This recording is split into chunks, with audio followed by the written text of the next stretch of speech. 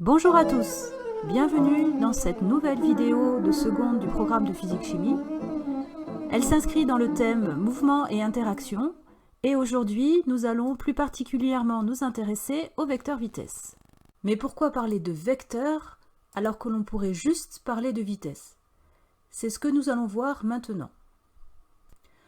En effet, lorsque l'on est sur l'autoroute ou sur une route, le compteur de voiture nous donne la vitesse. Et si l'on veut mesurer la vitesse entre le point A et le point B et que l'on n'a pas d'indicateur de vitesse tel qu'un compteur de vitesse ou autre, il suffit d'utiliser la formule que vous connaissez depuis le collège qui est vitesse égale distance sur temps. Il vous faudra donc diviser la distance entre le point A et le point B par le temps parcouru entre ces deux points pour obtenir la vitesse. Mais attention, la valeur que vous obtenez n'est effectivement qu'une valeur.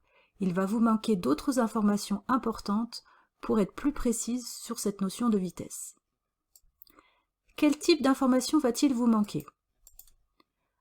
Quand vous calculez avec la formule vitesse égale distance sur temps, vous ne précisez pas quel type de parcours vous prenez. Est-ce le parcours rouge, le parcours bleu, c'est-à-dire quelle direction vous prenez pour aller de A vers B? Vous ne précisez pas non plus dans quel sens vous allez effectuer ce parcours. Est-ce du point A vers le point B ou du point B vers le point A? Ce sont toutes ces informations que le vecteur vitesse va vous permettre de préciser. Commençons par parler du vecteur vitesse moyenne.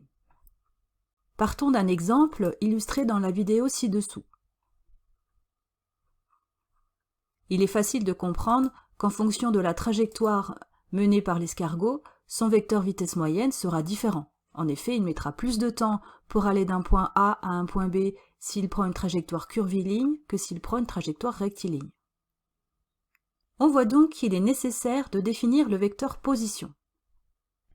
Ce vecteur position, par définition, caractérise le déplacement d'un point M entre deux instants t et t'. En voici quelques exemples. Sur les deux premiers, on voit le vecteur position M1, M7, qui est différent en fonction de la trajectoire parcourue par le point M. Et sur le second, le vecteur position M1, M2, qui, lui, est plus petit que le vecteur position M1, M7. On voit bien là l'intérêt d'un vecteur qui, par ses différentes longueurs et directions, montrera les différences entre les vecteurs position. Connaissant maintenant ce qu'est le vecteur position, on peut définir le vecteur vitesse moyenne. Par définition, le vecteur vitesse moyenne du point M au point M' égale au vecteur de position MM' divisé par delta t. On peut définir delta t comme le temps mis pour aller du point M au point M', tel que delta t égale t' moins t. Comme ce vecteur vitesse moyenne est un vecteur, il aura donc trois caractéristiques. La première qui est la direction, selon la droite MM', la seconde qui est le sens, du point M vers le point M', et la dernière caractéristique est sa valeur. On peut la calculer à l'aide de la formule ci-contre, en faisant attention bien sûr à l'échelle au moment de ce calcul. Voici quelques exemples de vecteurs vitesse moyenne. Sur les deux premiers schémas, vous voyez le vecteur vitesse moyenne du point 1 au point 7, qui va différer puisque le point M parcourt des trajectoires différentes. On peut le définir par vitesse moyenne du point 1 au point 7 égale vecteur déplacement M1, M7 divisé par T7 moins T1.